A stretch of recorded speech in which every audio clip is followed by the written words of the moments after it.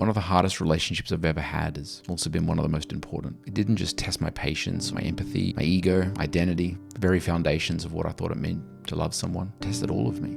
My friend, he's a military vet with PTSD. While I've sat with him through addiction, night terrors, rage, shame, self-harm, and the long echo of unspeakable things, there's still a gap between us that no amount of compassion can fully close. I don't know what it's like to carry what he carries. At best, I can imagine, and at worst, I can pretend to understand. We've known each other for about 25 years, and in that time, we've both changed a lot. We've changed in ways that you can only notice when you've chosen over and over again not to walk away when things get hard. It's the kind of slow and subtle transformation that doesn't come from fixing each other, but from staying through the conflict, the breakdowns, the confusion, the silence. And somewhere I realized that I wasn't just trying to support him, I was also trying to prove something to myself, that I could be the person who got through, that all my training and my studying and my self-work would finally add up to something meaningful if I could just reach him and help him.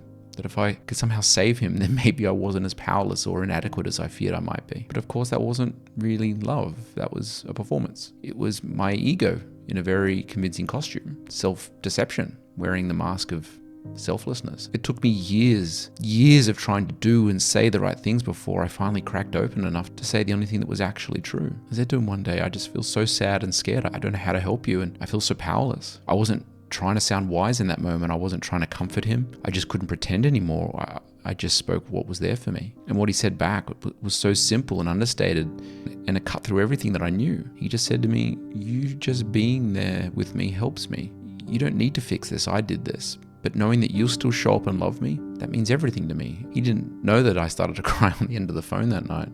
He probably wouldn't have known what to do if he did. But that night, something fundamental shifted. Not because I finally figured out the right technique, but because I stopped trying to be the answer to him. I was trying to solve all his problems. A lot of people talk about non-judgment as though it's some kind of moral virtue, as if that if we just try hard enough that we can eventually ascend into being someone who never thinks a critical thought, who never feels uncomfortable, who never reacts negatively. But that's just not how it works. Compliments are just judgments we like. Criticisms are judgments we don't. The point isn't to pretend that we don't judge. That's just more self-deception. It's just another master manager, another performance that we've got to maintain. The point is to stop protecting our judgments by hiding behind kindness. To stop pretending that we don't want to fix people when what we really mean is that we don't know how to sit with them in their pain without making it about us. The real work, the real practice is being able to tell the truth about the mess we're in without collapsing it into shame or scrambling for control. And the gift, the miracle of this friendship was realizing that it wasn't my skill set or my knowledge that made me